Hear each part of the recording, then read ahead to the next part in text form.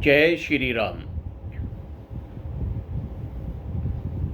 आज मैं आपसे एक ऐसे शब्द के बारे में बात करूंगा कि जब वो शब्द जीवन में प्रवेश करता है तो आदमी इस संसार की माया को छोड़कर, इस संसार से अपनी अनुरक्ति छोड़कर उस प्रभु की शरण में पहुंच जाता है। प्रभु की शरण में जाना कोई एक मृत्यु के बाद ही नहीं है। आप प्रतिक्षण प्रतिपल इस संसार में जीते हुए प्रभु की शरण का आभास कर सकते हैं, और वह शब्द है कृत्य होना। कृत्य एक ऐसा शब्द है जिसका शाब्दिक अर्थ तो कहने को हम उसे धन्य भी कह सकते हैं, संतुष्ट भी कह सकते हैं, आभारी भी कह सकते हैं, कृतार्थ होना भी कह सकते हैं, इंग्लिश में ग्रेटिट्यूड भी कह सकते हैं, और उर्दू में उसको हम शुक्रगुजारी कह सकते हैं। लेकिन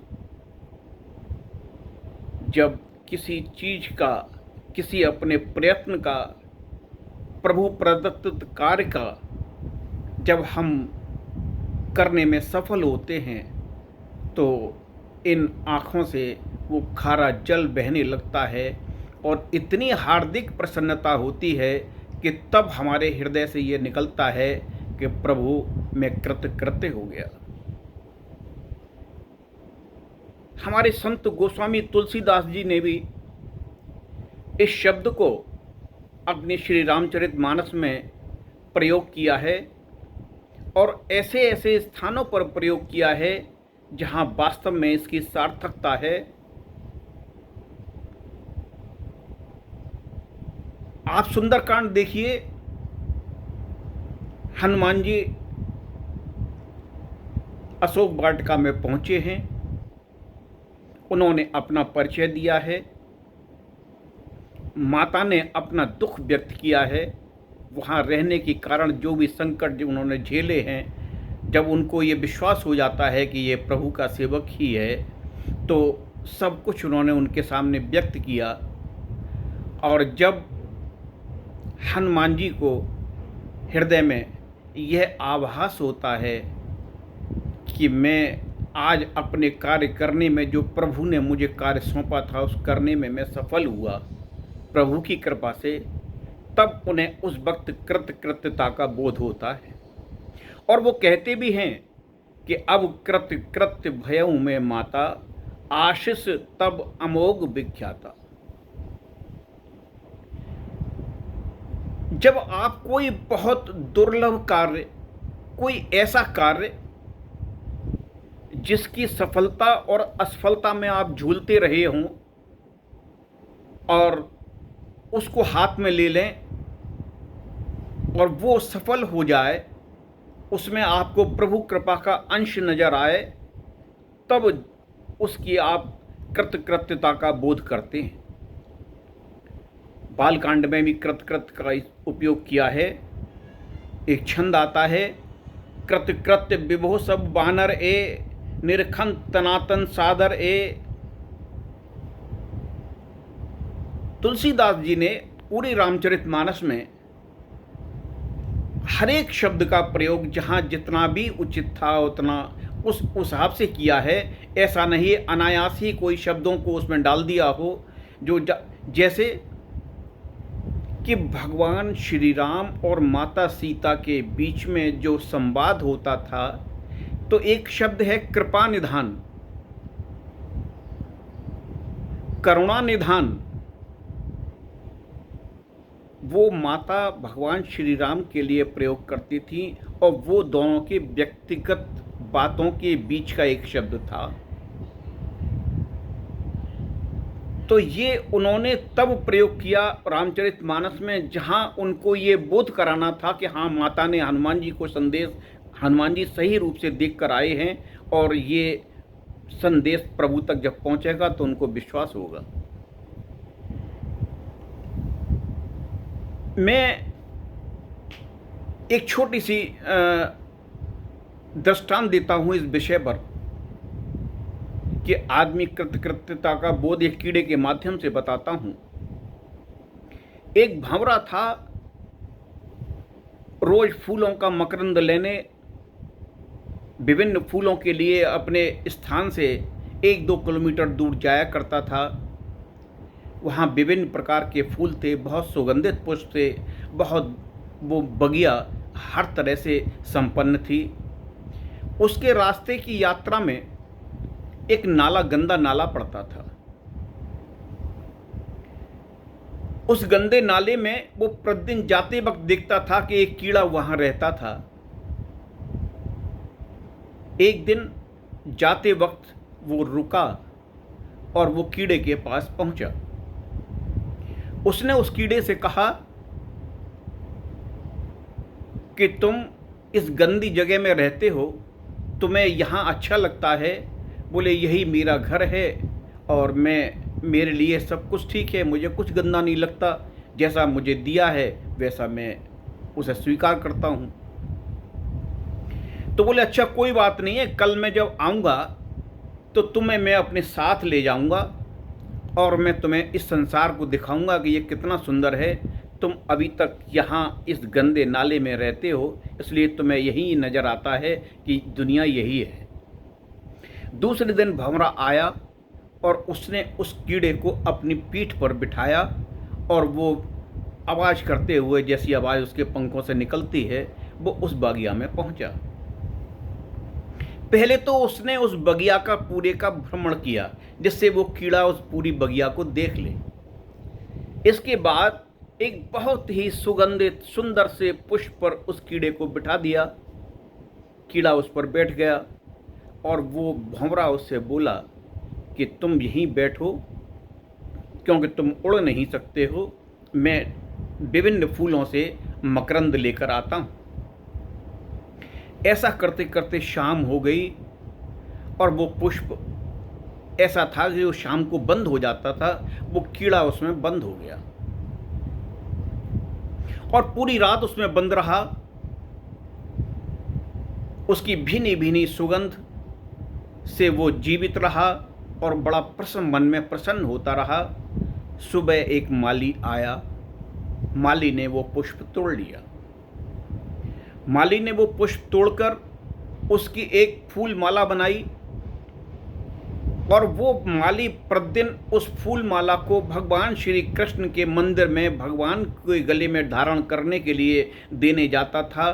तो वो पुष्प माला, जिस पुष्प में अंदर वो कीड़ा बंद हुआ था, वो पुष्प माला में गुथकर वहाँ भगवान श्री कृष्ण के गले में बैठ गया। वहाँ पहुँच गया, उसने माला के अंदर बैठे बैठे भगवान का स्पर्श किया। उसने कहा प्रभु कि ये है जीवन का आनंद, आज मैं कृतकृत्य हो गया, मतलब इससे ज़्यादा और कुछ नहीं हो सकता है। कहाँ मैं एक गंदे नाली का कीड़ा और आज कहाँ मैं भगवान के कंठ के पास बैठा हूँ, इससे ज़्यादा और मैं जीवन में क्या प्राप्त कर सकता हूँ। और वो उसके बाद शाम हुई, वो माला उतार कर फेंक दी गई। वो माला एक सब पुष्प पूरे दिन के जितने इकट्ठे होते थे उन सब को लेकर यमुना जी में प्रवाहित कर दिया गया और इस तरीके से उस कीड़े का अंत हुआ। ये सोचते सोचते कि इससे ज़्यादा बढ़िया मुक्ति किसकी हो सकती है, इससे ज़्यादा कौन व्यक्ति कृतकृत्य हो सकता है कि उसने जीवन की उच्चता को प्राप्त किया हो, भगवान का स्पर्श पाया हो, सशरीर स्पर्श पाया हो, जीवित अवस्था में स्पर्श पाया हो और उसके बाद उसको जमुना जी में प्रवाहित कर दिया गया हो। इस तरीके से तो कृत्य को हम हर जगह इस्तेमाल नहीं कर सकते। हम केवल इसको तब ही इस्तेमाल कर सकते हैं, शब्द को। हर शब्द की अपनी एक उपयोगिता होती है, उसको प्रयोग करने के लिए एक नियत स्थान होता है, नियत प्रसंग होता है कि कहाँ कौन से शब्द ही किसी भी कथा कहानी और कहने की बात को इतना उपयुक्त, इतना सार्थक बना देते हैं कि वो थोड़ा कम वजन की बात भी अच्छी लगने लगती है। मैं एक और आपको प्रसंग सुनाता हूँ, कृतकृत्यता का बोध का, प्रभु के सानिध्य के बोध का। मुझे याद आता है, मैंने कहीं पढ़ा था, एक बार कृष्ण जी और सुदामा जी कहीं गोमती नदी के किनारे घूम रहे थे।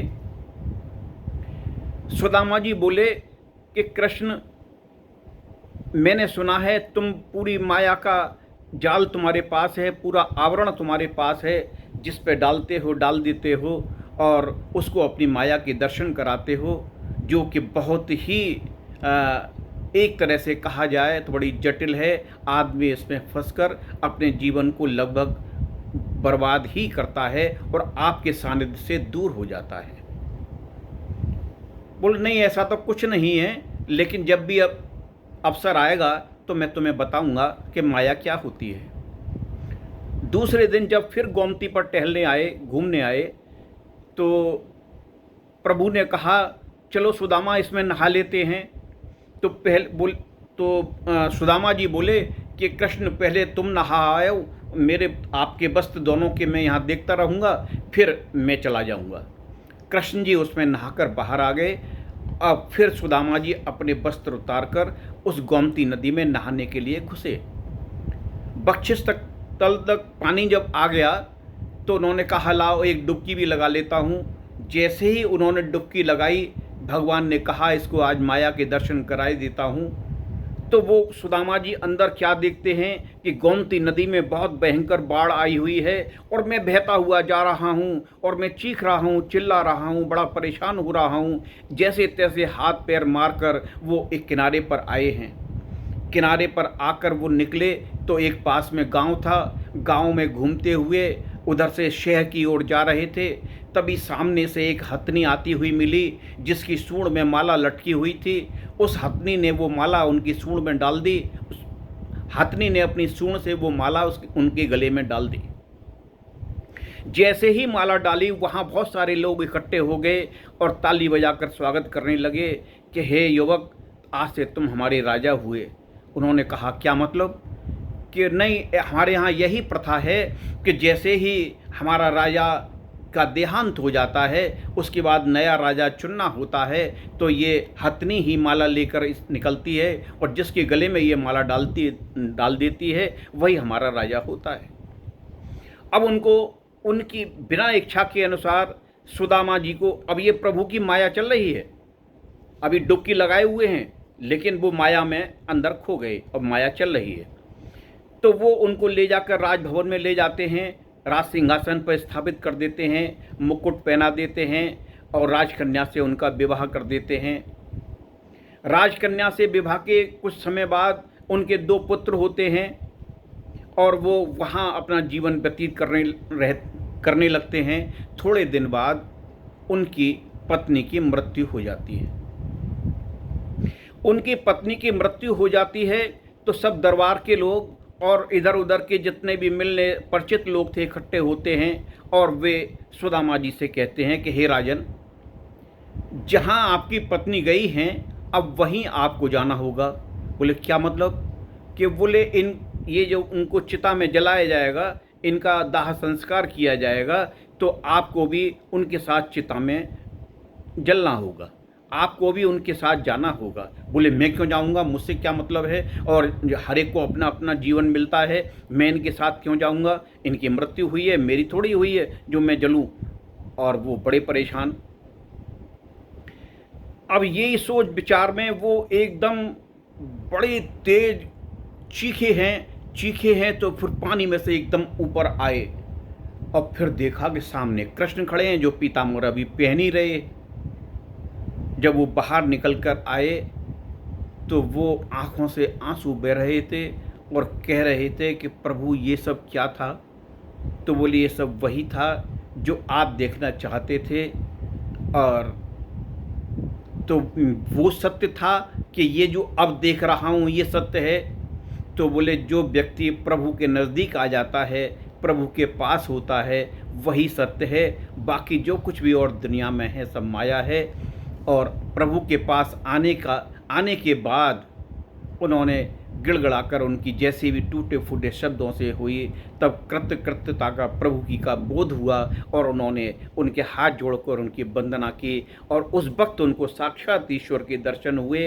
वो कृष्ण मित्र के रूप में उस समय नहीं थे, उस समय वो परम ब्रह्म के रूप में उनके सामने उपस्थित थे और इस तरह से सुदामा जी हर्षित होकर उनकी वंदना करते हैं। तो मेरा कहने का अभिप्राय ये है कि जब आदमी किसी अपने अभीष्ट को, अपनी परम अभिलाषा को, अपने परम उद्देश्य को जो कि लगभग प्रभु से जुड़ा हो प्राप्त करता है, तो उसे उस वक्त उसकी चरम स्थिति में पहुंचने पर उसके इन आँखों से अश्रु बहने लगते हैं और वो कृत्यता का बोध करता है और मन ही मन हो सकता है उसके भाग्य इतने फलित हो जाएं कि उसे प्रभु के दर्शन भी होने शुरू हो जाएं और उसको ये महसूस हो कि मैं प्रभु के सानिध्य में बैठा हूँ।